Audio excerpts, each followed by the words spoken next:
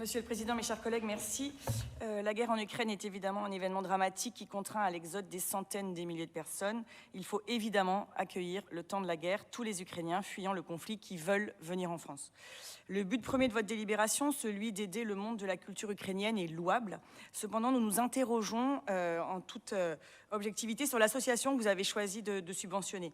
En effet, l'Atelier des artistes en exil est une association d'extrême gauche acquise aux thèses wokistes et indigénistes. Vous savez, ces thèses importées directement des États-Unis qui ont pour unique objectif de détruire notre culture occidentale. Une simple visite sur leur site internet suffit pour s'en apercevoir. Outre l'écriture inclusive, on y retrouve toute la rhétorique qui fait de n'importe quel migrant un exilant opprimé, ainsi que la défense forcenée et obsessionnelle de toutes les théories du genre et des LGBTQIAP+.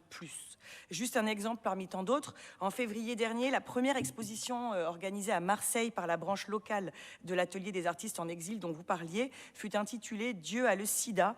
Évidemment, le Dieu en question n'est autre que celui des chrétiens, sinon ça aurait été tout de suite moins drôle. Parce que nous pensons sincèrement qu'il faut venir en aide aux artistes ukrainiens, nous sommes convaincus qu'il existe de meilleurs projets, de meilleures associations pour le faire. N'aurait-il pas été préférable, par exemple, de lancer un appel à projet pour la création d'un centre culturel d'Europe de l'Est, ou même ukrainien, dans l'un de nos musées de la région Provence-Alpes-Côte d'Azur? Cela a été fait à Rouen et permet l'organisation d'événements culturels en lien avec l'Ukraine, ainsi que l'exposition d'artistes ukrainiens.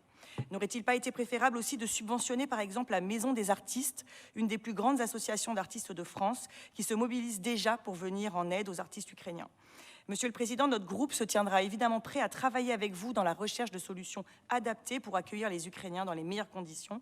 Nous sommes donc favorables à un soutien de la culture ukrainienne, mais celle-ci ne doit pas se faire à travers des associations d'extrême gauche. C'est la raison pour laquelle nous nous abstiendrons sur cette délibération.